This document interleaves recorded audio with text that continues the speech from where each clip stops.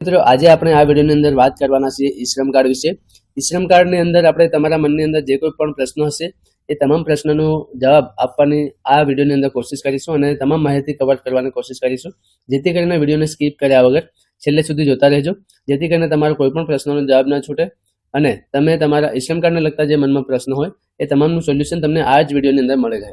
તો સૌથી પહેલા વાત કરી લઈએ કે ઈ શ્રમ કાર્ડ કોના માટે છે, ઈ શ્રમ કાર્ડ માટે કોણ અરજી કરીને ઈ શ્રમ કાર્ડ મેળવી શકે છે। તો ઈ શ્રમ કાર્ડ જે લોકો અસંગઠિત મજૂર કામ કરે છે, મતલબ જે લોકો મજૂરી કરે છે, ખેતી કરે છે, ડ્રાઈવરનું કામ કરે છે, મિસ્ત્રી છે, કોઈ દુકાનમાં કામ કરે છે, ઘરકામ કરે છે કે પ્લમ્બિંગનું કામ કરે છે, આવા નાના નાના કોઈ કુંભાર છે, તો આવા નાના અસંગઠિત ક્ષેત્રમાં જે લોકો કામ કરે છે એ લોકો ઈ શ્રમ કાર્ડ મેળવી શકે છે। ઈ શ્રમ કાર્ડ મેળવવાની જે ઉંમર એટલે કે વય મર્યાદાની વાત કરીએ તો 18 વર્ષથી લઈને 16 વર્ષથી લઈને 59 વર્ષની અંદર જો તમારી ઉંમર હોય તો તમે ઈ શ્રમ કાર્ડ મેળવવા માટે અરજી કરીને તમે ઈ શ્રમ કાર્ડ મેળવી શકો છો। હવે વાત કરી લઈએ કે ઈ શ્રમ કાર્ડ મેળવવાનું ક્યાંથી। તો ઈ શ્રમ કાર્ડ જે છે એ તમે મોબાઈલથી પણ અરજી કરીને ઈ શ્રમ કાર્ડ મેળવી શકો છો અને ત્યાર પછી તમારી નજીકનું કોઈ સીએસસી સેન્ટર હોય છે ત્યાં પણ તમારા જરૂરી ડોક્યુમેન્ટ લઈ જઈને તમે તમારું ઈ શ્રમ કાર્ડ મેળવી શકો છો।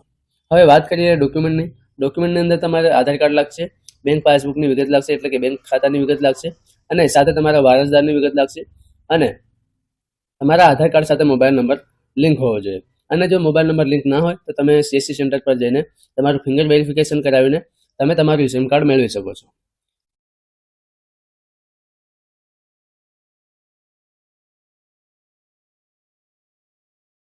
આ ઈ શ્રમ કાર્ડના ફાયદા શું છે? તો આ ઈ શ્રમ કાર્ડના ફાયદાની વાત કરીએ તો ઈ શ્રમ કાર્ડ સરકારશ્રીની વિવિધ યોજનાઓની માહિતી અને લાભ મેળવવા માટે મદદરૂપ થાય છે।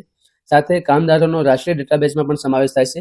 માની લો કે મેં ઈ શ્રમ કાર્ડ કઢાવ્યું છે અને હું ધંધો કરું છું પ્લમ્બિંગનો, તો સરકારશ્રીની દેખરેખ નીચે નોંધણી રહેશે કે મારું જે હું કામ કરું છું, જે પ્લમ્બિંગનું કામ કરું છું અને જે તે સમયે કોઈ સહાય કે પછી કોઈ યોજના બહાર પાડવામાં આવે તો હું આ ઈ શ્રમ કાર્ડના આધારે લાભ લઈ શકું। ત્યાર પછી વાત કરીએ કે ભવિષ્યમાં સરકાર દ્વારા જાહેર થતી યોજનામાં લાભ મેળવવાની શક્યતા વધી જાય છે આ ઈ શ્રમ કાર્ડથી। જેવી રીતે હાલની વાત કરીએ તો હાલ જે માનવ કલ્યાણ યોજના ચાલે છે એની અંદર પણ ઈ શ્રમ કાર્ડ ફરજિયાત થઈ ગયેલ છે।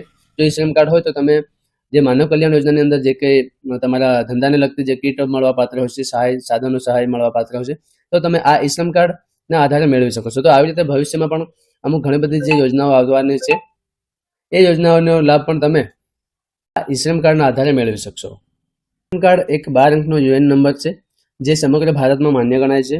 બીજું, સરકારી સામાજિક સુરક્ષા યોજનાઓ સાથે પણ આને જોડવામાં આવે છે અને પાત્રતા મુજબ વિવિધ યોજનાઓનો લાભ પણ મેળવવા મદદરૂપ થાય છે।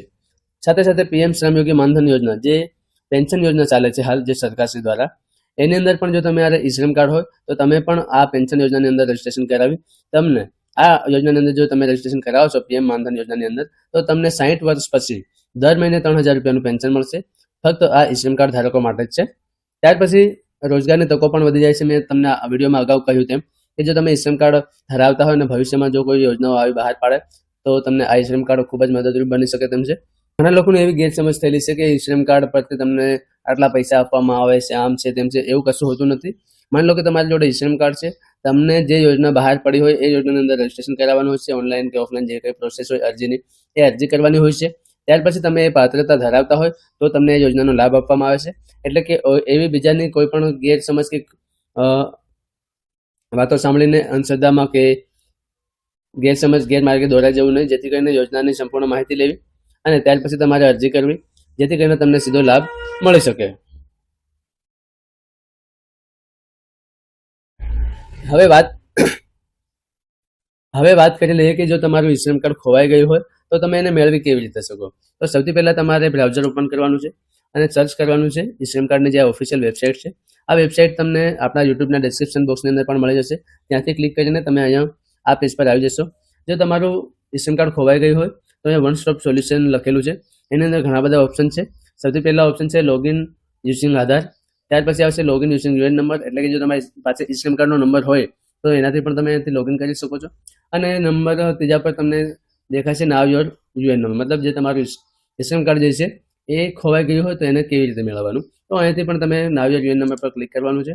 ત્યાર પછી જે તમારો આધાર નંબર છે અહીંયા આધાર નંબર એન્ટર કરવાનો છે અને અહીંયા તમારે કેપ્ચા કોડ ફિલ કરીને સબમિટ બટન પર ક્લિક કરવાનું છે।